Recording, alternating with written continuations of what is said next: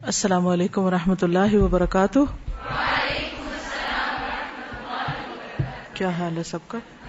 الحمد للہ نحمده ونصلی علی رسولہ الکریم، اما بعد فاعوذ باللہ من الشیطان الرجیم، بسم اللہ الرحمن الرحیم، رب اشرح لی صدری ویسر لی امری واحلل عقدۃ من لسانی یفقہوا قولی۔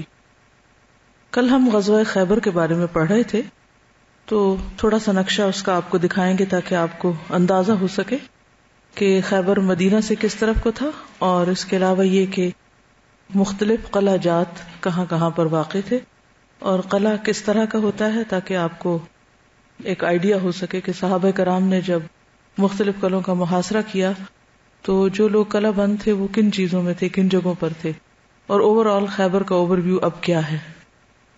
بسم اللہ الرحمن الرحیم۔ جی یہ پہلی سلائیڈ ہے مدینہ سے خیبر تک، ٹھیک ہے؟ تو یہ نیچے مدینہ ہے یہاں پر، تو اس راستے سے اب یہ خیبر کا راستہ یوں جاتا ہے، لیکن آپ نے کیا کیا، راستہ بدل کر اس شاہراہ کو بند کیا جدھر سے شام سے لوگ آ کے ان کو مل سکتے تھے۔ تو سب سے پہلے آپ اس طرف کو گئے تو یہاں پر آپ دیکھیں مرہب کا قتل یہیں پر ہو گیا تھا، ٹھیک ہے؟ پھر اس کے بعد اس طرف سے آتے آتے یہ خیبر ہے، نائم کا قلعہ، صعب کا قلعہ، پھر زبیر کا، پھر نزار کا، یہ مسجد صخرہ ہے، پھر ایک رجی کا واقعہ ہوا تھا نا، وہ جو یاد ہوگا وہ اس جگہ تھا۔ پھر آپ دیکھیے کہ مختلف یہ اور قلعہ جات ہیں، تو ایک کے بعد ایک قلعہ فتح ہوتا جاتا ہے۔ یہ حرہ خیبر ہے، یہاں پر آتشی چٹانیں ہیں۔ نیکسٹ، اس میں بھی یہ انہی قلعوں کو ذرا سا مزید کھلا کر کے بتایا گیا ہے۔ یہ مختلف قلعے، اس جگہ بھی، اس جگہ۔ نیکسٹ، یہ بھی قلعوں کی پلیسمنٹ ہے۔ نیکسٹ، یہ مرہب کا قتل جو تھا پہلی دفاعی لائن پہ ہوا تھا۔ نیکسٹ، صعب کے قلعے کا 3 دن محاصرہ رہا، زبیر قلعہ کا 4 دن رہا۔ نیکسٹ، ابئی کا قلعہ، نزار کا قلعہ۔ نیکسٹ، یہ جو تل الشق تھا اس کا 14 یا 20 دن محاصرہ رہا۔ نیکسٹ، یہ ان کی پرانے جو کھنڈرات ہیں ان کی کچھ تصویریں۔ نیکسٹ، یہ ان کے اندر کا حصہ ہے۔ نیکسٹ، یہ آپ دیکھ رہے ہیں کہ یہ پہاڑی علاقہ انشاءاللہ ایک اور تصویر میں زیادہ کلیئر نظر آئے گا ٹاپ پر، اس سے یہاں سے یہ بھی ان کھڑکیوں سے نظر آتا ہے پورے شہر کے آس پاس کیا ہو رہا ہے۔ نیکسٹ، یہ اندر کا مضبوط دیواریں ہوتی ہیں اور عام جیسے کمرے ہوتے ہیں اسی طرح کے چاروں طرف سے سراؤنڈڈ ہوتے ہیں۔ نیکسٹ، لاہور کا شاہی قلعہ دیکھا کسی نے؟ ہاں، سمجھے کہ وہ اسی منظر کو ذہن میں لائیے۔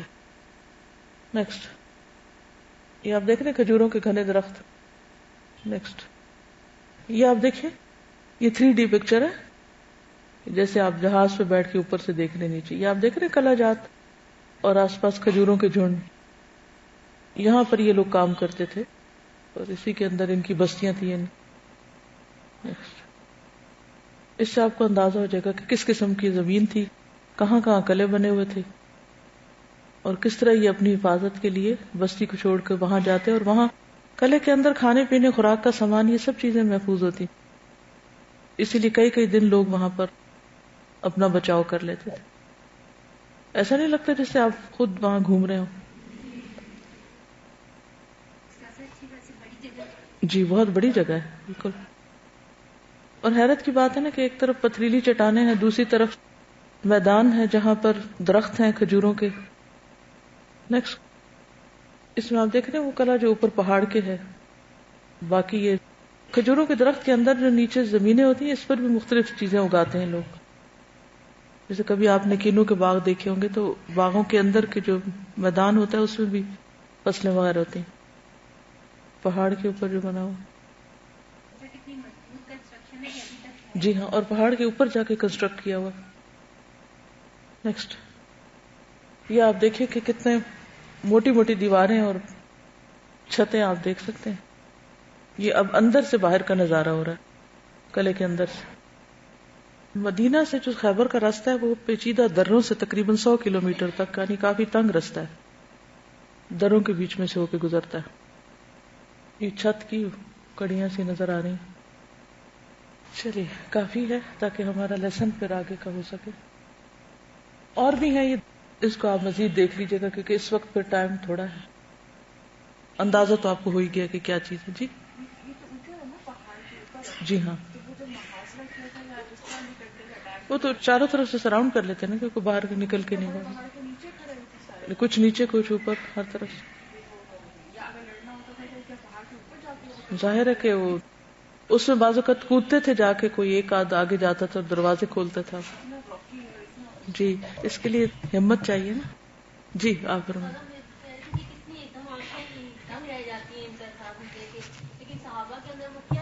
ایمانی قوت تھی کہ ان سب چیزوں کو،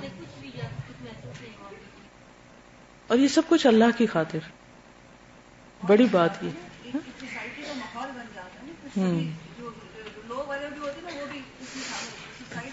صحیح. کام کا کلچر نہیں ہے نا ہمارا، محنت کا کلچر نہیں ہے، کام چوری کا کلچر ہے کہ کہاں سے بچ جاؤں. چلیے آگے چلتے ہیں. بسم اللہ الرحمن الرحیم. صفحہ نمبر 295. مہاجرین حبشہ، ابو ہریرہ اور ابان بن سعید کی آمد. حضرت عمرو ابن امیہ دمری رضی اللہ عنہ جو نجاشی کے پاس رسول اللہ صلی اللہ علیہ وسلم کا خط لے کر گئے تھے، جب وہ مہاجرین حبشہ کو ساتھ لے کر واپس ہوئے، کس پر آئے تھے؟ 2 شپس پر. تو ان میں سے ایک جماعت نے خیبر کا رخ کیا. وہ مدینہ نہیں گئے بلکہ سیدھے خیبر پہنچے، جس میں جعفر بن ابو طالب اور ابو موسیٰ اشعری بھی تھے. یہ لوگ رسول اللہ صلی اللہ علیہ وسلم کے پاس پہنچے تو خیبر فتح ہو چکا تھا اور ابھی مال غنیمت تقسیم نہیں ہوا تھا. نبی صلی اللہ علیہ وسلم نے حضرت جعفر کو بوسہ دیا اور فرمایا، واللہ ما ادری بأیہما افرح بفتح خیبر ام بقدوم جعفر. واللہ میں نہیں جانتا کہ مجھے کس بات کی زیادہ خوشی ہے، خیبر کی فتح کی یا جعفر کی آمد کی. اور جب مال خیبر تقسیم فرمایا تو انہیں بھی مال غنیمت سے حصہ دیا. جعفر کون تھے؟ حضرت علی کے بھائی تھے، جعفر بن ابی طالب. یہ وہی تھے جنہوں نے نجاشی کے سامنے اسلام پیش کیا تھا، سورۃ مریم سنائی تھی. اس سے ایک بہت اہم نقطہ سمجھ میں آتا ہے. کیا آپ کا یہ جملہ ایک بہت بڑا سبق اپنے اندر رکھتا ہے. علاقوں کی فتوحات بھی اہم ہیں لیکن انسان کچھ کم اہم نہیں. اور کتنے سالوں کے بعد ملاقات ہوئی، اور وہ بھی مدینہ جا سکتے تھے جو نسبتاً قریب تھا، خیبر دور تھا. اور وہ یہ کہتے کہ ہم ذرا ریسٹ کرتے ہیں، اتنے میں حضور صلی اللہ علیہ وسلم واپس آ جائیں گے. کہ نہیں، ہم وہیں چلتے ہیں جہاں آپ جا چکے. گھر تو ان لوگوں کا تو مکہ میں تھا نا، لیکن مکہ تو اب گھر نہیں رہا. حضور صلی اللہ علیہ وسلم بھی ہجرت کر کے، باقی صحابہ بھی کر کے، وہ اپنے کاموں میں مصروف ہیں. تو وہ بھی مدینہ جا کر اس بات کی فکر کرنے کی بجائے کہ کہاں ہم رہیں، کیا ہو، اب ہماری واپسی کے بعد ہماری سیٹلمنٹ کس طرح ہوگی، ان کے سامنے بھی مقصد عزیز ہے اور وہ ڈائریکٹ وہاں پہنچ جاتے ہیں. اور کیا سمجھ آتا ہے آپ کو؟ نبی صلی اللہ علیہ وسلم اپنے جذبات کا اظہار بھی کرتے، محبت کا اظہار بھی کرتے. آگے چلتے ہیں. باقی مہاجرین حبشہ سے بچوں اور عورتوں سمیت سیدھے مدینہ تشریف لائے تھے. ظاہر ہے کہ عورتوں کے لیے اتنی آگے ٹریولنگ اور پھر ان کا کوئی ایکٹیو رول بھی نہیں تھا، اس لیے وہ مدینہ چلے گئے. فتح خیبر کے بعد آپ صلی اللہ علیہ وسلم کی خدمت میں ابو ہریرہ بھی حاضر ہوئے. وہ آپ کے خیبر روانہ ہونے کے بعد مدینہ آ کر مسلمان ہوئے تھے، پھر اجازت لے کر خیبر روانہ ہو گئے تھے. رسول اللہ صلی اللہ علیہ وسلم نے انہیں بھی خیبر کی غنیمت میں سے حصہ دیا کیونکہ وہ بھی اللہ کی راہ میں ہجرت کر کے آ رہے تھے. خیبر کی فتح کے 3 سال بعد آپ صلی اللہ علیہ وسلم کا انتقال ہو جاتا ہے. ابو ہریرہ رضی اللہ تعالیٰ عنہ کو بہت کم موقع ملتا ہے آپ کے ساتھ رہنے کا، لیکن اس کے باوجود آپ سب سے زیادہ حدیثیں روایت کرتے ہیں، 5000 کے قریب. انہوں نے اپنے اس پچھلے تمام تاخیر کا جو قرض تھا وہ چکا دیا اور اس کو اپنی ایک کمزوری نہیں بننے دیا. اگرچہ وہ اس بات پر افسوس کیا کرتے تھے کہ میں دیر سے شامل ہوا ہوں باقی ٹیم میں، لیکن کام میں وہ پیچھے نہیں رہے. بعض لوگوں کی زندگی کم ہوتی ہے، انہیں کام کا وقت کم ملتا ہے، لیکن وہ کم وقت میں بھی بہت کچھ کر جاتے ہیں. اور بعض لوگ ان کے پاس وقت ہی وقت ہوتا ہے لیکن کام نہیں کر سکتے. تو اس سے کوئی زیادہ فرق نہیں پڑتا کہ آپ کے پاس وقت کتنا ہے. اصل بات یہ ہے کہ آپ نے اس وقت کو استعمال کیسے کیا ہے. فتح خیبر کے بعد آپ کی خدمت میں حضرت ابان بن سعید بھی حاضر ہوئے. وہ ایک سریہ لے کر نجد تشریف لے گئے تھے، یہ کسی اور کام گئے ہوئے تھے، وہاں سے آ کر ملے اور اپنی مہم پوری کر کے خیبر آ گئے تھے. رسول اللہ صلی اللہ علیہ وسلم نے خیبر کے مال غنیمت میں ان کا اور ان کے ساتھیوں کا حصہ نہ رکھا. کیوں؟ ان کو وہاں سے ملا ہوگا نا جہاں وہ گئے تھے. اس میں آپ دیکھیے کہ حضرت ابو ہریرہ رضی اللہ تعالیٰ عنہ کے بارے میں چند اور باتیں آپ کی خدمت میں رکھوں گی، کیونکہ احادیث کی روایت میں ان کا ایک بہت بڑا رول ہے. اور جس طرح یہ یہاں پر آ کر ملتے ہیں نبی صلی اللہ علیہ وسلم سے، اور جس طریقے پر وہ اپنی باقی زندگی گزارتے ہیں، اس میں ہمارے لیے بہت بڑا سبق ہے. خیبر کی یہ مہم 7 ہجری میں ہوئی تھی. ابو ہریرہ 7 ہجری میں آپ کے پاس آئے، مسلمان ہوئے جبکہ آپ خیبر میں تھے، اور جب سے نبی صلی اللہ علیہ وسلم سے ملے لمحہ بھر بھی جدا نہ ہوئے، کہیں نہیں ان کو چھوڑا. عبادت گزار اور بہت رجوع کرنے والے بن گئے. انہوں نے اپنی بیوی اور خادم کے ساتھ رات کے قیام کی باری لگائی ہوئی تھی. 3 لوگ تھے، تینوں نے رات کو بانٹا ہوا تھا اپنے درمیان. 1/3 وہ قیام کرتے، 1/3، 1/3 ان کی بیوی اور 1/3 ان کا خادم قیام کرتا تھا. اس طرح رات کی کوئی گھڑی ایسی نہ ہوتی کہ ابو ہریرہ کے گھر میں عبادت، ذکر اور نماز نہ پڑھی جاتی ہو. یعنی کس طرح انہوں نے ٹائم مینجمنٹ کی ہوئی تھی، کاموں کے لیے اپنے آپ کو باریاں لگائی ہوئی تھی، اور اللہ کی عبادت میں بھی. نفلی عبادت ہے یہ. ابو عثمان نہدی کہتے ہیں کہ ایک مرتبہ میں 7 دن تک ابو ہریرہ کے ہاں مہمان رہا، 7 days. انہوں نے اپنی بیوی اور خادم کے ساتھ رات کو 3 حصوں میں تقسیم کر رکھا تھا. پہلے ایک آدمی نماز پڑھتا، پھر وہ دوسرے کو جگا دیتا، وہ پڑھ لیتا تو تیسرے کو جگا دیتا. ایک دن میں نے پوچھا، ابو ہریرہ آپ روزہ کس ترتیب سے رکھتے ہیں؟ فرمایا کہ میں تو مہینے کے آغاز ہی میں 3 روزے رکھ لیتا ہوں، کیونکہ مہینے میں اگر 3 رکھیں تو ایک روزہ 10 کے برابر ہوتا، گویا آپ پورا مہینہ روزے سے ہیں. اگر کوئی مجبوری پیش آ جائے تو آخر میں رکھ لیتا ہوں. میں نے ابو ہریرہ کو یہ فرماتے ہوئے سنا کہ ایک مرتبہ نبی صلی اللہ علیہ وسلم نے اپنے صحابہ کے درمیان کچھ کھجوریں تقسیم فرمائیں. کہتے ہیں کہ مجھے 7 کھجوریں ملی، جن میں ایک ردی کھجور بھی تھی. میرے نزدیک وہ ان میں سب سے زیادہ عمدہ تھی کہ اسے سختی سے مجھے چبانا پڑ رہا تھا اور میرے مسوڑے اور دانت حرکت کر رہے تھے. اس کو کہتے ہیں پازیٹو تھنکنگ. حضرت ابو ہریرہ کی والدہ مسلمان نہیں ہوئی تھی، مشرک تھی، کافی عرصے تک رہی. وہ کہتی ہیں کہ میں اپنی والدہ کو اسلام کی دعوت دیتا لیکن وہ نہ مانتی. ایک دن میں نے ان کو دعوت دی تو انہوں نے ایسے الفاظ کہے حضور صلی اللہ علیہ وسلم کے بارے میں جنہیں میں گوارا نہ کرتا تھا. میں حضور کی خدمت میں حاضر ہوا اس حال میں کہ میں رو رہا تھا کہ میری ماں آپ کے بارے میں ایسی بات کرتی. میں نے عرض کیا، اللہ کے رسول صلی اللہ علیہ وسلم، میں اپنی والدہ کو اسلام کی دعوت دیتا ہوں اور وہ انکار کرتی ہیں. آج میں نے انہیں دعوت دی تو انہوں نے کچھ ایسے الفاظ کہے جنہیں میں ناپسند کرتا تھا. آپ دعا کریں کہ اللہ تعالیٰ ابو ہریرہ کی والدہ کو ہدایت دے. رسول اللہ صلی اللہ علیہ وسلم نے فرمایا، اے اللہ ابو ہریرہ کی والدہ کو ہدایت دے. بعض اوقات ایسا ہوتا ہے نا، کوئی آپ سے کہتا ہے میرے لیے دعا کر دیں، تو آپ کیا کرتے ہیں؟ کیا کرنا چاہیے؟ پوچھے کون سی دعا؟ جو کہہ رہا ہے کہ دعا کریں، کیونکہ ہم ہر ایک سے کہتے ہیں آپ دعاؤں میں یاد رکھیں. کون سی دعا؟ ٹھیک ہے، اگر کوئی جنرلی کہتے تو ربنا اغفر لی ولوالدی وللمؤمنین یوم یقوم الحساب، سب وعدے پورے ہو گئے. لیکن اگر کوئی اسپیسیفک دعا کہتا ہے تو اس کے لیے آپ ویسی ہی دعا کر دیں، کوئی پتہ نہیں وہ قبولیت کا وقت ہو. ریسنٹلی کچھ حدیثیں ملی ہیں جس میں بدھ کے دن ظہر اور عصر کے بیچ میں دعا قبول ہوتی ہے. ابھی مجھے فرسٹ ٹائم پتہ چلا، شاید کہیں پہلے پڑھا ہو لیکن ذہن میں نہیں تھا. تو اب اسی طرح جمعے کے دن کہیں قبولیت کے اوقات اور گھڑیاں ہوتی.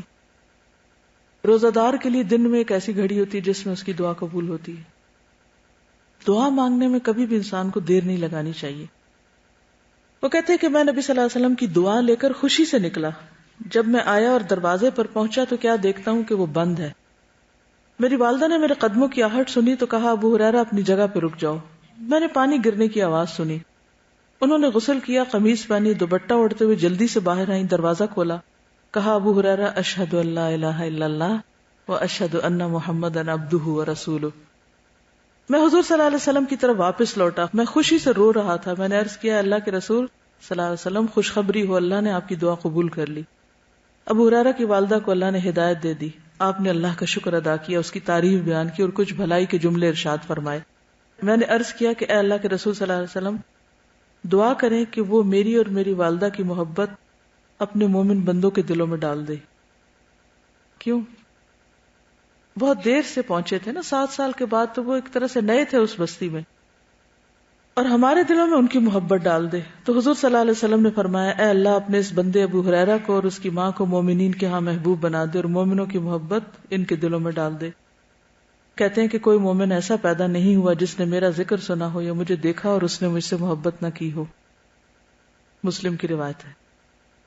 تو اس واقعے سے کیا پتہ چلتا ہے کہ محبت کی دعا مانگنا. بعض اوقات ہم کہتے ہیں نا ہم سے کوئی محبت نہیں کرتا اور ہر شخص مجھ سے نفرت کرتا. ہم ساری انرجی، سارا زور کس پہ لگا دیتے ہیں؟ صرف منفی باتیں سوچنے پر، شکوے شکایت کرنے پر، غلط باتیں دوسروں سے کرنے پر. یہ نہیں سوچتے کہ کتنا اچھا چانس ہے اس وقت، قبولیت کا وقت، میں اللہ سے دعا مانگ لوں.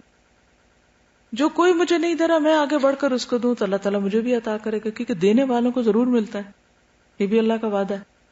انفق یا ابن آدم انفق علیک.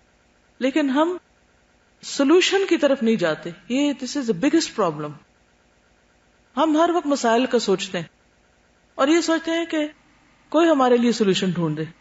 صحابہ کے ہاں آپ دیکھیں گے کہ ہر معاملے میں ان کا مائنڈ اسی طرف کام کرتا تھا کہ اس مسئلے کو حل کیسے کیا جائے. حتیٰ کہ انہوں نے آ کر جب انہوں نے دیکھا کہ پریشان ہے تو صرف رونا نہیں رویا، ساتھ ہی سولوشن بتایا کہ آپ دعا کر دیں. اور پھر دوبارہ ایک اور پرابلم دل میں تھا، اس کی بھی دعا کر دیں. تو جو چیزیں آپ کو کھٹکتی رہتی ہیں اور جن پر آپ پریشان رہتے ہیں اور جن کا آپ کو کوئی حل نہیں ملتا، نہ کسی انسان کے پاس حل ہے کیونکہ انسان تو خود کمزور فقیر ہے، تو جس وقت دل میں خیال ہے اسی وقت اللہ سے مانگنا شروع کر دیا کریں، دیر نہ لگایا کریں.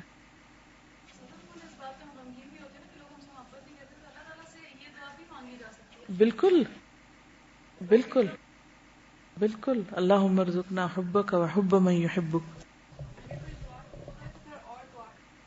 جی ہاں، اگر ایک دعا قبول ہو تو اور دعا بھی کرنی چاہیے. حضرت زکریا علیہ السلام نے کیا کیا تھا؟ لم اکن بدعائک ربی شقیہ. ان کو کیسے خیال آیا تھا اور زیادہ دعا مانگنے کا، اور کہاں خیال آیا تھا؟ حضرت مریم کو جب دیکھا کہ ان کو مل سکتا مجھے کیوں نہیں، ہم کہتے ان کو کیوں ملا، ہماری انرجی یہاں لگ جاتی. تو there is a serious problem with us. جب تک ہم نہیں تبدیل ہوں گے نا ہمارے حالات نہیں تبدیل ہو سکتے. کوئی ہم پہ ظلم نہیں کرتا، اللہ نہیں ہم پہ ظلم کرتا، نہ بندے کرتے، ہم اپنی جانوں پہ خود کرتے ہیں. جی بالکل یقین کے ساتھ مانگنا چاہیے. ابو ہریرہ رضی اللہ تعالیٰ عنہ فرماتے ہیں کہ تم خیال کرتے ہو کہ ابو ہریرہ رسول اللہ صلی اللہ علیہ وسلم سے کثرت کے ساتھ احادیث روایت کرتا ہے، یعنی تم لوگ نیگیٹولی میرے بارے میں سوچتے ہو کہ میں اتنی حدیثیں کہاں سے لاتا ہوں، اور اللہ حساب لینے والا ہے. میں ایک مسکین آدمی تھا اور میں رسول اللہ صلی اللہ علیہ وسلم کی خدمت اپنے پیٹ بھرنے پر کیا کرتا تھا، یعنی کہ بس میں آپ کی خدمت کر کے جو مجھے مل جاتا بس اسی پر یہی میرا گزارا تھا. اور مہاجرین کو بازار کے معاملات میں مشغولیت رہتی تھی، وہ بزنس کرتے تھے اور میں سارا وقت آپ کے پاس. انصار اپنے مال کی حفاظت کرتے، کچھ لوگ بزنس کرتے اور میں سارا وقت آپ کے ساتھ رہتا. تو رسول اللہ صلی اللہ علیہ وسلم نے فرمایا جو اپنے کپڑے کو پھیلائے گا وہ مجھ سے سنی ہوئی کوئی بات کبھی بھی نہ بھلائے گا. بس میں نے اپنا کپڑا پھیلا دیا یہاں تک کہ آپ صلی اللہ علیہ وسلم نے اپنی حدیث پوری کی. پھر میں نے اس کپڑے کو اپنے ساتھ چمٹا لیا اور اس میں سے کوئی بھی حدیث نہ بھولا جو آپ سے سن چکا تھا. تو یہ ایک طریقہ تھا حضرت ابو ہریرہ نے اس علم کو، اس میں بھی آپ کی دعا اور فوری عمل کا طریقہ شامل ہے کہ آپ نے فرمایا جو ایسا کرے گا اس کو یہ ملے گا. انہوں نے دیر نہیں لگائی، فوراً ہی کر لیا. کہ ہم ہوتے تو کیا کہتے یہ کیسے؟ اس کا بھلا کیا تعلق کپڑا پھیلانے کا اور علم حاصل کرنے کا اور سمیٹنے کا؟ ایکچولی جو کچھ ہوتا ہے نا، ہر چیز کا اپنا ایک ایفیکٹ ہوتا ہے. مختلف رنگوں کا ایک اثر ہوتا ہے، مختلف لوگوں کا ہوتا ہے، مختلف جگہوں کا ہوتا ہے، موسموں کا ہوتا ہے، ہر چیز کا ایک اثر ہوتا ہے. ہر چیز کے اندر خیر اور شر ہوتی ہے. تو انسان جب بھی غور و فکر کرے تو اس چیز کے خیر پر غور کرے، تو اس کی خیر کی دعا مانگے. مثلا ہوا چلتی ہے، کیا دعا سکھائی گئی؟ اللہم انی اسألک خیرہا وخیر ما فیہا وخیر ما ارسلت بہ. اب ہوا چل رہی ہے، اس میں خیر ما فیہا کیا ہے؟ واعوذ بک من شرہا وشر ما فیہا وشر ما ارسلت بہ. اس موقع پر بھی ہوا چل رہی ہے اور آپ دعا مانگ رہے ہیں. ہر موقع پر اللہ کو یاد کرنا ہے. اور ہر ایک چیز سے جو ہماری فیلنگز بدلتی رہتی ہیں نا، بس ان فیلنگز کو صرف فیل ہی نہیں کرنا، ان کو کیش کرنا ہے. وہ کیسے؟ اگر خوش ہو رہے ہیں تو اللہ کا شکر ادا کر کے اللہ سے کوئی دعا مانگ لیں اچھی سی. جو چیز آپ دیکھ رہے ہیں اس کے اندر کی خیر مانگ لیں. تو ہر موقع پر خیر، فضل، بھلائی، اچھی سوچے، پازیٹو سوچے. مسائل کے آنے پر پریشانیاں اور اس کے شکوے شکایت اور اس کو بے عزت کرنا اور اس کے ساتھ بدتمیزی کرنا، یہ چیزیں چھوڑ کر مثبت طریقے اختیار کریں. حتیٰ کہ یہاں تک کہ جب ایک جانور آپ خرید کے لاتے ہیں تو اس وقت بھی دعا سکھائی گئی نا کہ اللہ اس کا بھی خیر دینا اور اس کے شر سے محفوظ رکھنا. اسی طرح عورت کی جب شادی ہو، لڑکی کو گھر ملا، اس کی بھی دعا سکھائی گئی. ہر موقع پہ خیر مانگنے کو کہا گیا. ہم ہر موقع پہ کہاں یاد رکھتے ہیں خیر مانگنا؟ اپرچونٹیز بار بار نہیں آتی. اپرچونٹیز کو کھویا نہ کریں. جب کوئی اپرچونٹی خیر، نیکی، بھلائی کے کام کرنے کی ملے تو بس فوراً دوڑ پڑے، فوراً اس کو گریب کریں، فوراً کرنے کی سوچیں. لمبی چوڑی سوچوں میں نہ پڑے. موقع آیا ہے کر لیں.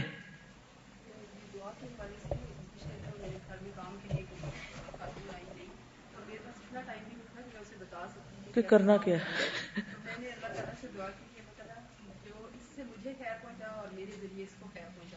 تو الحمدللہ اتنی زیادہ میرے یہ خیر کا باعث تھا. الحمدللہ اس نے گھر سنبھال لیا. بالکل. اس کے ساتھ اس نے پہلی بار مجھے کہا کہ میں نے بھی آپ سے پڑھنا اور اس نے نماز سیکھی اور ترجمہ. الحمدللہ. تو مجھے اتنی حیرت ہوئی کہ میں نے یہ دعا مطلب پریشانی کی وجہ سے مانگی تھی. وقت نہیں ملا. بالکل. لیکن ہم اس وقت وہ اپرچونٹی مس کر جاتے ہیں نا، یا جہالت کی وجہ سے، یا کسی اور پریشانی کی وجہ سے، یا کہیں دماغ غیر حاضری کی وجہ سے، اور وہ موقع چلا گیا اور پھر اس کے بعد مسائل کا سلسلہ کہیں ختم ہونے کو ہی نہیں آتا. تو اس لیے سب سے بہترین طریقہ یہ ہے کہ انسان ہر وقت ایک کنیکشن اللہ تعالیٰ کے ساتھ رکھے اور اللہ کی اطاعت میں سرگرم رہے اور ہر موقع پر مانگتا چلا جائے خیر. کل شام کی کلاس میں امید کے بارے میں ہم نے پڑھا تھا کہ ہمیشہ پر امید رہے. جب ہم امید چھوڑ بیٹھتے ہیں اور ہم کہتے ہیں یہ تو مسئلہ حل ہی نہیں ہونا اور اس نے تو ٹھیک ہونا ہی نہیں، تو چیزیں ویسے ہی ہونے لگتی. جب آپ یہ سوچیں نا کہ نہیں انشاءاللہ اس کے بعد جب یہ کام ہو جائے گا نا، پھر یہ موسم بدلے گا، یہ دن بدلیں گے، پھر یہ ٹھیک ہو جائے گا معاملہ. اصل میں شیطان کے وسوسے یہی تو ہوتے ہیں. وہ ہمارا انیمی ہے، وہ ہر وقت ہمیں مایوسی میں رکھتا ہے تاکہ ہم اپنا وقت ضائع کر دیں. مزارب کہتے ہیں اس دوران کہ میں رات کو چل رہا تھا، میں نے ایک شخص کو تکبیر کہتے سنا. میں نے اپنا اونٹ اس کے قریب کیا اور یہ تکبیر کہنے والا کون شخص ہے؟ اس نے کہا ابو ہریرہ. میں نے پوچھا تکبیر کس وجہ سے کہی؟ انہوں نے کہا میں نے سفر کے دوران میں اپنی باری کی شرط پر اور پیٹ بھر کھانے کی شرط پر بسرا بنت غزوان کا مزدور تھا. جب لوگ سوتے تو میں پانی پلاتا اور جب اترتے تو خدمت کرتا. بس اللہ نے اس عورت سے میری شادی کرا دی. آج وہ میری بیوی ہے. جب لوگ سوار ہوتے ہیں تو میں سوار ہوتا ہوں، جب اترتے ہیں تو میری خدمت کی جاتی. تو وہ دن یاد کر کے تکبیر پڑھی تو اللہ اکبر، یعنی اللہ ہی بڑا ہے. تیزی میں واقع پڑا، ٹائم کم ہے. مقصد یہ تھا کہ انسان بعض اوقات ایسا تھا نا سفر کے دوران اپنے خیالوں میں کھو جاتا ہے، پھر اپنے آپ سے کوئی بات کرتا ہے، ماضی یاد کرتے نہیں. وہ ایک فلم چلنے لگتی ہے ماضی کی کہ ایک وقت تھا کہ میرے پاس کھانے کو کچھ نہیں ہوتا تھا اور میں ایک عورت کا غلام تھا. غلام سے مراد کام کرنے والا تھا اور پھر مزدوری کرتا، لوگوں کے سامان اٹھا کے رکھتا. لیکن آج اللہ سبحانہ وتعالیٰ نے سارے دن بدل دیے. تو اس پر وہ اللہ کی بڑائی بیان کر رہے ہیں. ابو ہریرہ فرماتے ہیں میں نے یتیمی کی حالت میں پرورش پائی. بچپن میں یتیم تھے، ماں نہیں پالا، اسی لیے ماں بھی ساتھ تھی جب وہ آئے مدینہ میں. مفلسی کی حالت میں ہجرت کی، کچھ نہیں تھا ان کے پاس. میں پیٹ بھر کھانے اور سفر کے دوران میں اپنی باری کی شرط پر بنت غزوان کا نوکر تھا. سفر کے دوران جب لوگ کسی منزل پہ ٹھہرتے تو میں ان کے لیے ایندھن جمع کر کے لاتا، لکڑیاں چن کے لاتا. جب وہ سوار ہوتے تو میں چلتے ہوئے ہودی خوانی کرتا. اللہ کا شکر ہے جس نے دین کو سہارا اور ترقی کا باعث بنایا، اور ابو ہریرہ کو دینی اور دنیاوی طور پر امام، عالم اور گورنر بنا دیا. بعد میں ان کو عہدہ بھی ملا تھا. ابو ہریرہ کہتے ہیں مجھ سے زیادہ احادیث جاننے والا کوئی نہیں سوائے عبداللہ بن عمر کے، کیونکہ وہ لکھ لیتے تھے اور میں لکھتا نہیں تھا. جب وہ فوت ہو رہے تھے اس وقت بھی حدیث روایت کر رہے تھے. یہ ہوتے ہیں وہ لوگ جو اپنے مقصد کے ساتھ مرتے دم تک جڑے رہتے ہیں اور اس میں کسی قسم کی رکاوٹ نہیں آتی. جب وفات کا وقت قریب آیا تو فرمانے لگے مجھ پر کوئی خیمہ نہ لگانا، نہ میرے ساتھ آگ لے کے جانا، یعنی قبرستان، مجھے جلدی لے جانا، کیونکہ نبی صلی اللہ علیہ وسلم نے فرمایا جب کسی نیک آدمی کو چارپائی پہ رکھا جاتا ہے تو وہ کہتا ہے مجھے آگے بھیجو، جلدی بھیجو، اور اگر کسی گنہگار کو رکھا جاتا ہے تو کہتا ہے ہائے افسوس مجھے کہاں لے کر جا رہے ہو. بہرحال یہ تھے ابو ہریرہ رضی اللہ عنہ. ان کے بارے میں اور بھی بہت ساری چیزیں، لیکن اتنا یاد رکھنا کافی ہے کیونکہ ابو ہریرہ جو تھے جب یہ پڑھتے ہیں کہ 7 ہجری میں مسلمان ہوتے ہیں تو ان کے وہ مدینہ کے 7 سال اور مکہ کے 13 سال ان کی زندگی سے مائنس تھے. انہوں نے وہ دور نہیں دیکھا تھا، لیکن جو 3 سال ان کو ملے تھے اس میں انہوں نے بھرپور کام کیا. اچھا ہمیں بھی بعض اوقات بڑی عمر میں جا کے قرآن پڑھنے کا موقع ملتا ہے، پھر ساری زندگی ہم یہ روتے رہتے ہیں، باقی یہ اس میں گزار دیتے ہیں کہ اچھا وہ اتنی لیٹ عمر میں پتہ چلا. کتنے لکی ہیں وہ لوگ جن کو پہلے سے ہی پتا ہے. تو کبھی ہم افسوس کرنا چھوڑیں گے، کبھی پریشان ہونا چھوڑیں گے، کیونکہ یہ عادت ہوتی ہے پریشان رہنا. جب ایک چیز ہاتھ سے چھوٹتی ہے تو دوسری پکڑ لیتے ہیں پریشان ہونے کے لیے، کیونکہ وہ نشہ سا ہوتا ہے نا. اتنی عادت ہو چکی ہوتی ہے ہمیں پریشان رہنے کی کہ ہمیں لگتا ہے اگر ہم پریشان نہ ہو تو ہم زندہ نہیں رہیں گے. کب پریشانیاں چھوٹ سکتی ہیں انسان کی، کس طریقے پر؟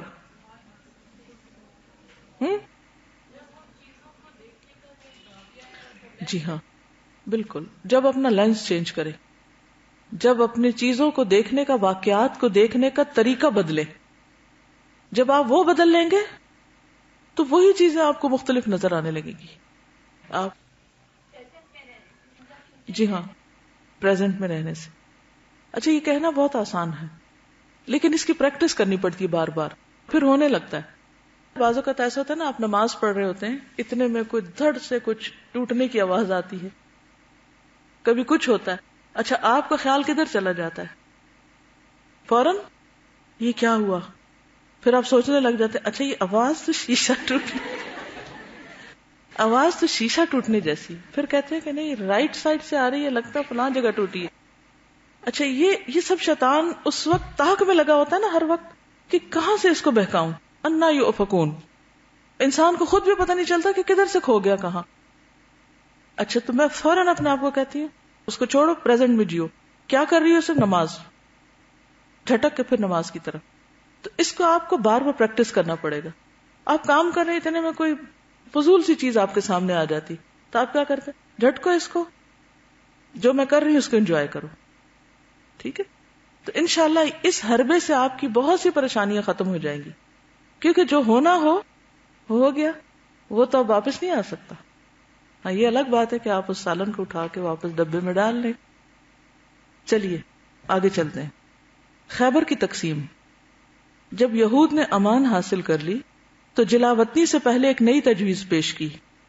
ان کو نکالا جا رہا تھا نا وہاں سے. پہلے انہوں نے مصالحت کس پہ کی تھی کہ ہم یہ علاقہ چھوڑ جاتے ہیں. سارا کچھ انہوں نے اکٹھا بھی کر لیا، لیکن اس سے پہلے کہ وہ نکلتے انہوں نے ایک سجیشن پیش کی. انہوں نے کہا محمد صلی اللہ علیہ وسلم ہمیں اسی سرزمین میں رہنے دیں، ہم اس کی دیکھ بھال کریں گے کیونکہ ہمیں آپ لوگوں سے زیادہ اس کی معلومات ہیں، اور پھل اور غلے کی جو پیداوار ہوگی اس کا آدھا آپ ہمیں دے دیا کریں. یعنی سیٹ اپ کو ڈسٹرب نہ کریں، ہم آپ کو آدھا دے دیں گے جیسے مزارے رکھتے ہیں نا.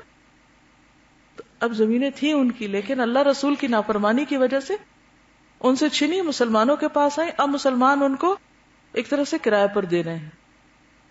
آپ صلی اللہ علیہ وسلم نے اس شرط پر اسے منظور کر لیا کہ آپ جب چاہیں گے انہیں خیبر سے جلا وطن کر دیں گے، جب چاہیں گے یہ کانٹریکٹ ختم ہو جائے گا.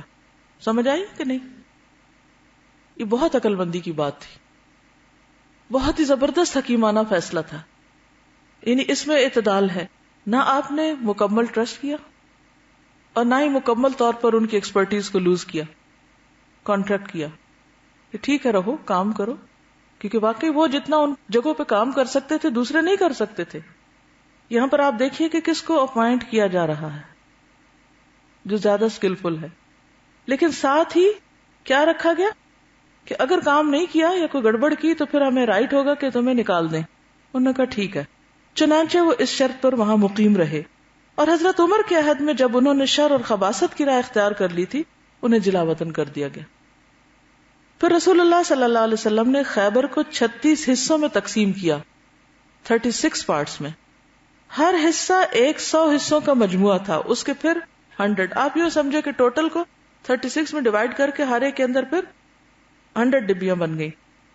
اس میں سے نصف آدھا یعنی 18 حصے مسلمانوں کے اجتماعی ضروریات اور حوادث کے لیے الگ کر لیے، اور باقی نصف یعنی 18 حصے اس طرح غازیوں میں تقسیم کیے کہ پیادہ کو 1 حصہ اور گھڑ سوار کو 3 حصے دیے، کیونکہ وہ اپنا گھوڑا بھی ساتھ لایا ہے. 1 حصہ اس کا اپنا اور 2 حصہ اس کے گھوڑے کے، اس کے اوپر بھی تو خرچ آتا ہے نا. اس غزوے میں 200 شہ سوار تھے، 200 گھڑ سوار تھے، ان کے 6 حصے ہوئے. 1200 پیدل تھے، ان کے 12 حصے ہوئے. اس طرح آپ نے اس کو تقسیم کیا. خیبر کھجوروں اور غلوں سے بھرا پڑا تھا، خیبر کھجوروں اور غلوں سے بھرا ہوا تھا. چنانچہ حضرت عائشہ کا بیان ہے کہ جب خیبر فتح ہوا تو ہم نے کہا اب ہمیں پیٹ بھر کر کھجور ملے گی. 7 سال بعد. اور خیبر سے مدینہ واپس آ کر مہاجرین نے انصار کو کھجوروں کے وہ درخت واپس کر دیے جو انصار نے بطور امداد انہیں دے رکھے تھے، کیونکہ اللہ نے اب ان کو غنی کر دیا اپنے فضل سے. اس کے بارے میں ایک اور روایت میں آتا ہے، انس بن مالک سے روایت ہے کہ جب مہاجرین مکہ سے مدینہ آئے تو ان کے پاس کچھ نہیں تھا، اور انصار زمین اور جائیداد کے مالک تھے، لینڈ لارڈز تھے. انصار نے زمینیں اور جائیداد مہاجرین میں اس شرط پر تقسیم کر دی کہ ہر سال ان کے پھل اور پیداوار دیا کریں گے اور محنت و مزدوری مہاجرین کریں گے.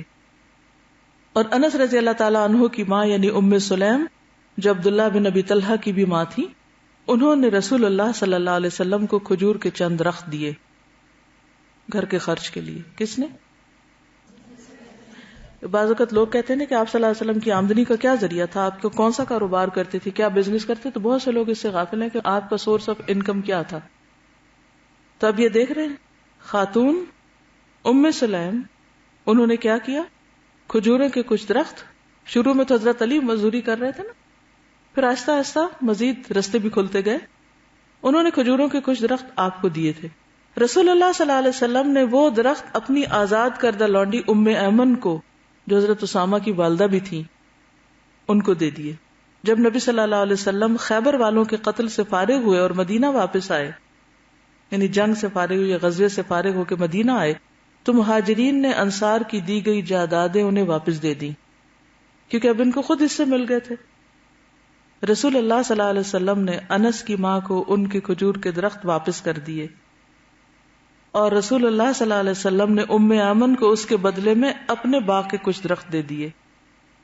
تو اس سے کیا پتہ چلتا ہے، آپ کو کوئی چیز دیتا ہے، ادھاری دیتا ہے، رینٹل دیتا ہے، کچھ بھی آپ اس کو کسی اور کو دے رہے ہیں، پھر اس کے بعد آپ واپس کر رہے ہیں، تو وہ چیز واپس بھی لے سکتے.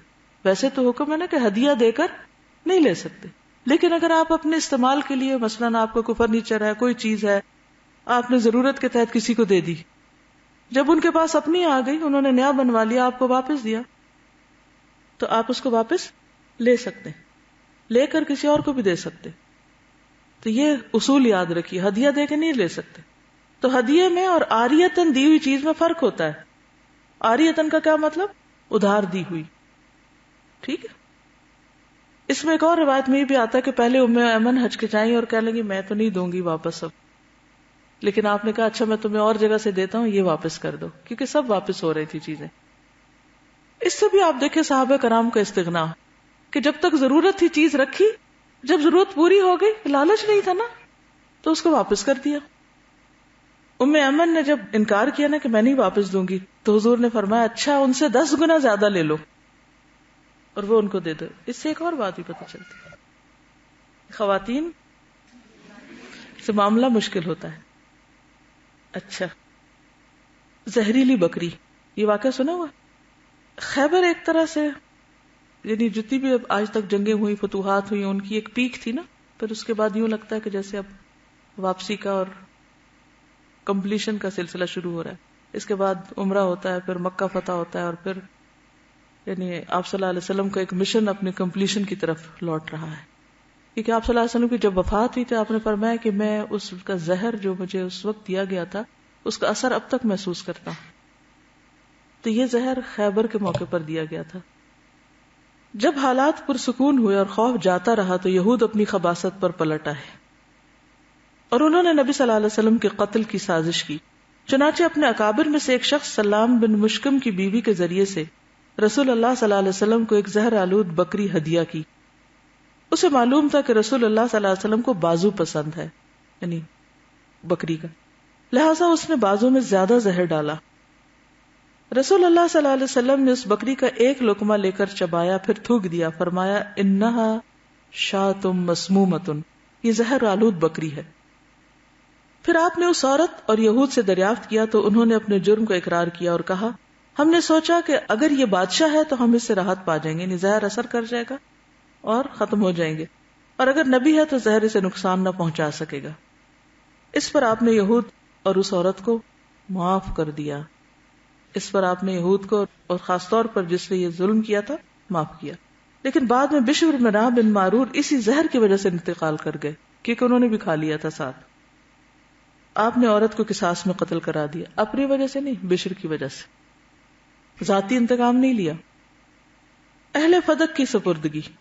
فدق خیبر کے مشرق میں 2 دن کے فاصلے پر ایک بستی تھی جو آج کل حائل کے علاقے میں حائط کے نام سے معروف ہے. رسول اللہ صلی اللہ علیہ وسلم نے خیبر پہنچ کر محیصہ بن مسعود کو یہود فدق کے پاس بھیجا کہ انہیں اسلام کی دعوت دے، مگر انہوں نے تاخیر کی. لیکن جب خیبر کی فتح کا حال سنا تو ان پر رعب طاری ہو گیا اور انہوں نے پیغام دیا کہ ان کے ساتھ بھی اہل خیبر جیسا معاملہ کیا جائے. نبی صلی اللہ علیہ وسلم نے اسے منظور فرما لیا. کیا معاملہ؟ کہ انہیں ان کی زمینوں پر باقی رکھا جائے اور وہ آدھا اس کا جو پھل ہوگا وہ یا جو بھی آمدنی ہوگی وہ دے دیں گے. چنانچہ فدق کی زمین صرف نبی صلی اللہ علیہ وسلم کے لیے مخصوص تھی. اس میں سے آپ اپنے اوپر خرچ فرماتے، بنو ہاشم کے بچوں کی عیالداری کرتے، یتیم بچے وغیرہ، اور ان میں سے غیر شادی شدہ ضرورت مندوں کی شادی فرماتے. یعنی وہ آپ نے اپنے لیے، اپنے خاندان والوں کے لیے، ان کے یتیموں کے لیے اور دیگر ضروریات کے لیے مخصوص کر لیا. وادی القریٰ. رسول اللہ صلی اللہ علیہ وسلم خیبر کے بعد وادی القریٰ تشریف لے گئے. وہاں کے باشندوں کو جو یہودی تھے اسلام کی دعوت دی، مگر انہوں نے اسلام قبول نہ کیا، نہ آپ کے تابع فرما ہوئے، بلکہ جنگ کے لیے نکل آئے. ان کا ایک آدمی میدان میں آیا، اسے حضرت زبیر نے قتل کر دیا. پھر دوسرا آیا، اسے بھی انہوں نے قتل کیا. پھر تیسرا آیا، اسے حضرت علی نے قتل کیا. اس طرح ان کے 11 آدمی قتل ہوئے. جب بھی کوئی مارا جاتا تو آپ باقی یہود کو اسلام کی دعوت دیتے، اور جب بھی کوئی نماز پڑھتے تو انہیں اسلام کی دعوت دیتے. غرض اسی طرح شام ہو گئی. دوسرے دن صبح آپ پھر تشریف لے گئے، لیکن سورج ابھی نیزہ برابر بھی بلند نہ ہوا تھا کہ یہود شکست کھا گئے اور مسلمانوں نے بہت سا مال غنیمت حاصل کیا. پھر یہود نے گزارش کی کہ ان کے ساتھ بھی اہل خیبر جیسا معاملہ کیا جائے. آپ صلی اللہ علیہ وسلم نے منظور فرما لیا اور ان کے لیے یہ بات تحریر فرما دی، یعنی لکھ کر دے دیا ان کو. اہل تیمہ کے لیے مصالحت. تیمہ کے یہود کو خیبر، فدق اور وادی القریٰ کی خبریں موصول ہوئیں تو انہوں نے جزیے کی ادائیگی پر مصالحت کر لی اور اپنے علاقے میں امن کے ساتھ برقرار رہے. حضرت صفیہ سے شادی.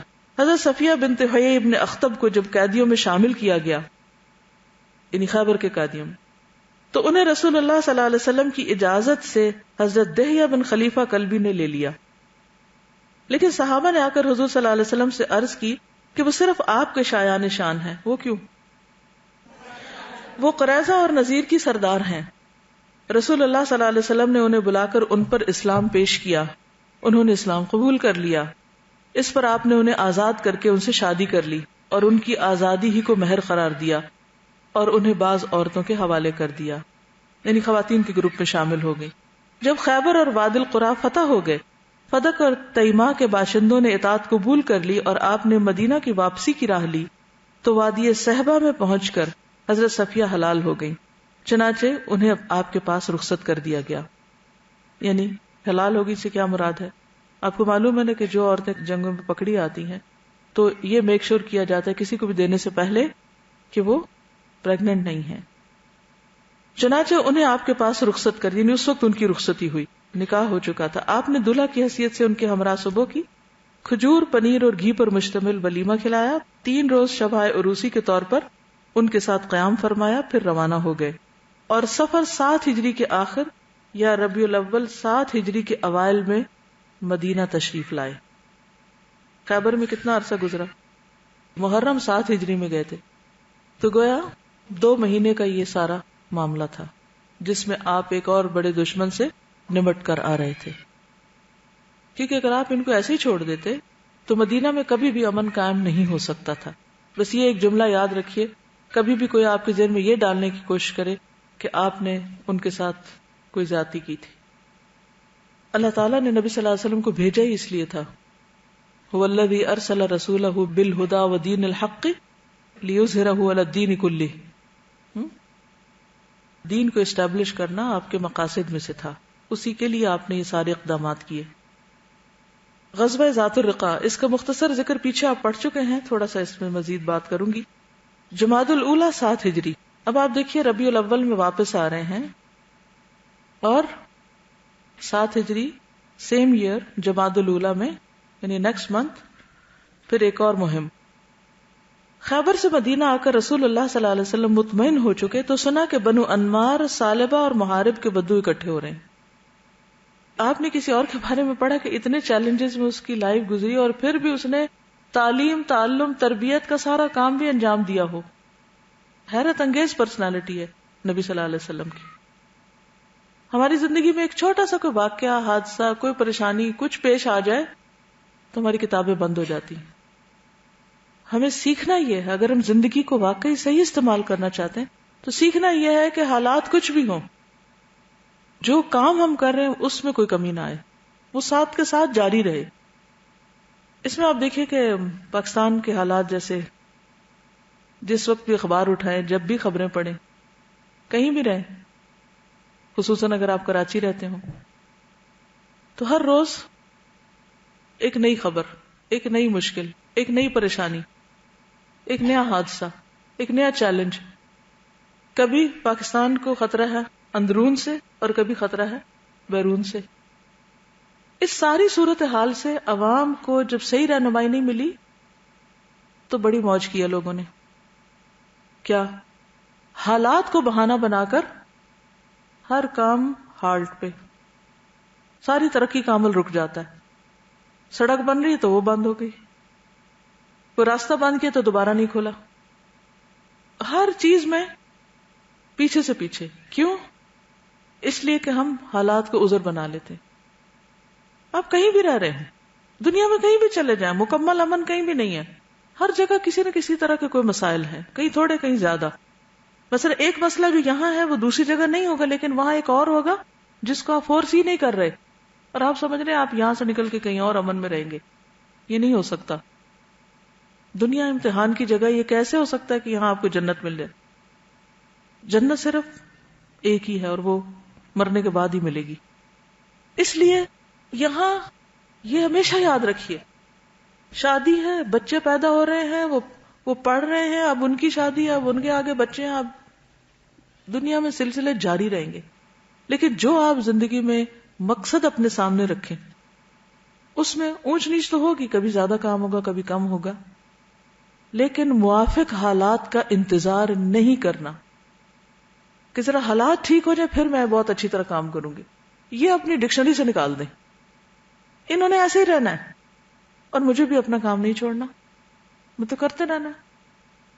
کچھ بھی ہو، بچہ رو رہا ہے اٹھا لیں اس کو، کندھے لگا لیں، بیٹھ کے نہیں پڑھ سکتے، وہ چاہتا ہے کہ آپ اسے لے کے چلے، ایک ہاتھ میں اس کو پکڑے، ایک میں کتاب پڑھے۔ اب تو خیر بہت ساری سہولتیں نکل آئی ہیں، لیکن پہلے کیا ہوتا تھا، صرف پڑھنا اور لکھنا ہی پڑتا تھا. آپ کو لکھنا ہے ایک طرف، اس کو بٹھا کے پکڑ لیں، اس کے ہاتھ میں پینسل دے دیں، اپنے میں بھی پکڑ لیں، اس کو چھوڑ نہ دیں وہ دوسروں کو تنگ کرنے کے لیے. وہ آپ کی ذمہ داری ہے، اس کو پکڑ کے رکھنا آپ کا کام ہے، یا پھر اس کا کوئی بندوبست کرے، لیکن اپنا کام جاری رکھے. آسان تو یہ ہے کہ اس کو اپنے ساتھ مصروف کر لیں، کیونکہ اس میں بھی نقصان ہے کہ آپ اس ذمہ داری سے ٹوٹلی اپنی آنکھیں بند کر لیں اور بالکل آپ ایبسولوٹلی کسی اور طرف چل پڑے اور وہ بگڑے تگڑے جو مرضی کرے. یہ بھی ٹھیک نہیں. تو جو فرائض ہے فرائض ہے. اب آپ دیکھیں، میں جب یہ صبح تیاری کر رہی تھی اور حضرت صفیہ کی شادی کا واقعہ پڑھ رہی تھی، میں نے کہا ایسے شادی ہوتی ہے؟ جا رہے ہیں رستے میں شادی ہوئی، وہیں جو کھانے پینے کو جو چیزیں تھیں وہی رکھی، وہی ولیمہ ہوا، چلو بھائی آگے چلو، آگے اگلی مہم. اب یہ تھوڑی ہے کہ واپس آ کے مدینہ میں پھر آرام فرما رہے ہیں کہ اب وہ روٹین میں پھر اگلے مہینے ایک اور چیلنج ہے. اچھا پھر ہم سٹ پٹا بیٹھتے ہیں اور ہم سر پکڑ لیتے ہیں اور پھر ہم شکوے شروع کر دیتے ہیں اور پھر ہم اسی میں لیٹ ہو جاتے ہیں اور کہتے ہیں ہم تو اس لیے نہیں کچھ کر پاتے. یہ سب بہانے. کچھ بھی ہو چلتے رہے، کام کرتے رہے. جی ہاں، ان کے سارے رائٹس پورے کیے، جو بھی کرنا تھا کیا، لیکن نہ سفر رکے، نہ مہمیں رکی، نہ غزبے رکے، نہ کچھ اور رکا. کسی چیز کو بہانہ بننے نہ دیں زندگی میں. ابھی چونکہ وقت کم ہے، ورنہ میں آپ کو بتاتی کہ اس وقت بھی دنیا میں ان سنتوں پر عمل کرنے والے لوگ موجود ہیں. مسلمانوں نے اس سنت کو چھوڑ دیا ہے کہ ہر حال میں کام کرنا ہے، اور ہمیں اللہ نے سب کچھ دے رکھا ہے اور ہم عقل استعمال نہیں کرتے، اپنی صلاحیتوں کو استعمال نہیں. تو یہ سیلف پٹی اور رونا دھونا اور مسئلے مسائل سب سے باہر نکلیے اگر آپ کو اپنے آپ سے پیار ہے اور واقعی اپنے خیر خواہ ہیں. کیونکہ آخرت میں جب اعمال نامہ خالی ہوا نا تو وہاں بھرنے کی کوئی چیز نہیں ہے، وہ یہاں ہے. تو اس لیے کسی چیز کو عذر نہیں بننے دیں اور نہ رکاوٹ. غزوہ ذات الرقاع چونکہ پڑھا ہوا اس لیے جلدی سے میں اس کو نکال دیتی ہوں. خیبر سے مدینہ آ کر رسول اللہ صلی اللہ علیہ وسلم مطمئن ہو چکے تو سنا کہ بنو انمار، سالبہ اور محارب کے بدو اکٹھے ہو رہے ہیں. آپ صلی اللہ علیہ وسلم نے مدینے کا انتظام حضرت عثمان بن عفان کو سونپا اور 700 صحابہ کی میت میں مدینے سے 2 دن کے فاصلے پر واقع مقام نخل کا رخ کیا. وہاں بنو غطفان کی ایک جمعیت سے آمنا سامنا ہوا. دونوں فریق ایک دوسرے کے قریب آئے اور بعض نے بعض کو خوفزدہ کیا، لیکن جنگ نہیں ہوئی. نماز کی اقامت کہی گئی تو رسول اللہ صلی اللہ علیہ وسلم نے صلاۃ خوف پڑھائی، یعنی ایک گروہ کو 2 رکعت نماز پڑھائی، پھر وہ لوگ پیچھے چلے گئے تو دوسرے گروہ کو 2 رکعت نماز پڑھائی. اس طرح آپ کی 4 رکعت نماز ہوئی اور لشکر کی 2 رکعت. یہی صلاۃ خوف ہے. اس کی اور بھی صورتیں ہیں جو احادیث میں مروی ہیں. پھر اللہ نے دشمن کے دل میں رعب ڈال دیا، اس کی جمعیت پراگندہ ہو گئی اور رسول اللہ صلی اللہ علیہ وسلم مدینہ واپس آ گئے. اس غزوے کا نام اس لیے ذات الرقاع پڑ گیا کہ مسلمانوں کے قدم پیدل چلنے کی وجہ سے زخمی ہو گئے تھے اور انہوں نے ان پر چیتھڑے لپیٹ لیے تھے، یعنی پٹیاں باندھ لی تھیں. چیتھڑوں کو عربی میں رقاع کہتے ہیں اور کہا جاتا ہے کہ اس کی زمین اور پہاڑ مختلف رنگ کے تھے، گویا وہ رقاع یعنی پیوند تھے. کہا جاتا ہے کہ غزوے کی جگہ کا نام ہی یہی ہے. یعنی 3 باتیں ہیں اور تینوں ہی درست ہو سکتی ہیں، اختلاف کی بات نہیں ہے. کہ رقاع پیچز کو کہتے ہیں نا، تو جو پہاڑ تھے ان میں دھاریاں ہوں گی، پیچز ہوں گے، مختلف کلر ہوں گے. تو ایک وہ پھر یہ کہ ان پیچز کی وجہ سے اس علاقے کا نام رقاع ہوگا. اور اتفاق سے جب جا رہے تھے تو پاؤں پہ جو چیترے باندھے گئے، تو یہ سارے کو انسیڈنٹ کہہ سکتے ہیں، لیکن سارے ایک دوسرے سے اختلاف نہیں کرتے. تو ان وجوہات کی بنا پر اس کو غزوۃ الرقاع کہا گیا. تمہیں مجھ سے کون بچائے گا؟ اس غزوے سب سے دلچسپ بات یہ پیش آئی کہ ایک روز رسول اللہ صلی اللہ علیہ وسلم نے ایک سایہ دار درخت کے نیچے پڑاؤ ڈالا اور اس پر اپنی تلوار لٹکا کر سو گئے. بقیہ لوگ مختلف درختوں کے نیچے جا کر سو گئے. ایک مشرک نے آ کر رسول اللہ صلی اللہ علیہ وسلم کی تلوار سونت لی. آپ بے خبر سو رہے تھے، مگر اتنے میں آپ جاگ گئے تو مشرک کو شمشیر بدست پایا. اس نے کہا تم مجھ سے ڈرتے ہو؟ آپ نے فرمایا لا نہیں. اس نے کہا تو تم کو مجھ سے کون بچائے گا؟ آپ نے فرمایا اللہ. یہ سن کر تلوار اس کے ہاتھ سے گر گئی. وہ تلوار رسول اللہ صلی اللہ علیہ وسلم نے اٹھا لی اور فرمایا میں یمنعک منی، اب تم کو مجھ سے کون بچائے گا؟ اس نے کہا آپ اچھے پکڑنے والے ہیں، یعنی احسان کیجیے. آپ صلی اللہ علیہ وسلم نے اسے اسلام کی دعوت دی. وہ مسلمان تو نہ ہوا لیکن یہ عہد کیا کہ وہ آپ سے لڑائی کرے گا، نہ لڑنے والوں کے ساتھ ہوگا، نہ لڑائی کرے گا اور نہ ہی لڑنے والوں کے ساتھ دے گا. آپ نے اس کی راہ چھوڑ دی. اس نے اپنی قوم میں واپس جا کر کہا میں سب سے اچھے انسان سے ملاقات کر کے تمہارے پاس آیا ہوں. عام اہل مغازی کہتے ہیں یہ غزوہ 4 ہجری میں پیش آیا، اسی لیے پیچھے میں نے اس کا ذکر کیا تھا، مگر صحیح یہ ہے کہ یہ 7 ہجری میں غزوہ خیبر کے بعد پیش آیا، کیونکہ ابو ہریرہ اور ابو موسیٰ اشعری اس غزوے میں موجود تھے اور یہ دونوں نبی صلی اللہ علیہ وسلم کے پاس غزوہ خیبر کے بعد آئے. اس غزوے سے پہلے اور اس کے بعد راستوں کے امن، دہشت گردوں کی سرکوبی اور تخریبی مجموعوں کو منتشر کرنے کے لیے متعدد سرایا روانہ کیے گئے، لیکن طوالت سے بچنے کے لیے ان کا ذکر موقوف کیا جاتا ہے. یعنی اور بھی سریات ہیں، میں انشاءاللہ کوشش کروں گی ان کے نام ایٹ لیسٹ آپ کو بتا دوں کچھ کے، تاکہ ایک اندازہ ہو کہ اب وہ جو عمرہ قضا نے 1 سال کا وقفہ دیا گیا تھا کہ اچھا اگلے سال عمرہ کرنا، تو صرف اس 1 سال میں آپ نے کیا کچھ نہیں کیا، صرف انتظار میں فارغ بیٹھے نہیں رہے. اچھا موقع آئے گا تو پھر اگلے سال عمرہ کریں گے. کچھ کہنا چاہے تو کہیے.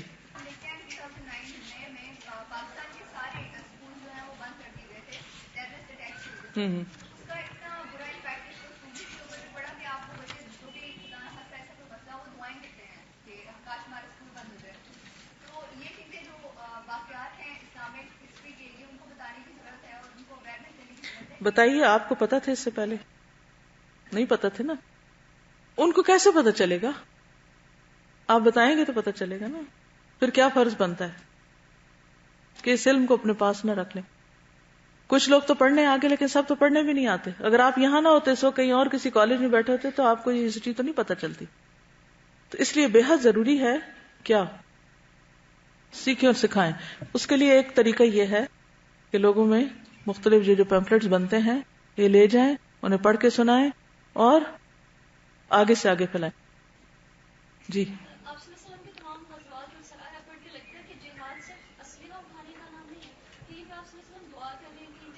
بالکل. جی اس میں جہاد کے مختلف پہلو بھی نظر آتے ہیں نا، کہ کہیں پر آپ اسلحہ اٹھا رہے ہیں، کہیں تعلیم دے رہے ہیں، کہیں اسلام کی دعوت دے رہے ہیں، کبھی نصیحت کر رہے ہیں، یعنی مختلف، کبھی دعا دے رہے ہیں، یعنی مختلف طریقے سے آپ نے لوگوں کو میسج پہنچایا. چلیے ٹھیک ہے، آج کے لیے اتنا ہی کافی ہے انشاءاللہ. جزاکم اللہ خیرا. سبحانک اللہم و بحمدک، نشہد ان لا الہ الا انت، نستغفرک و نتوب الیک. السلام علیکم و رحمۃ اللہ وبرکاتہ.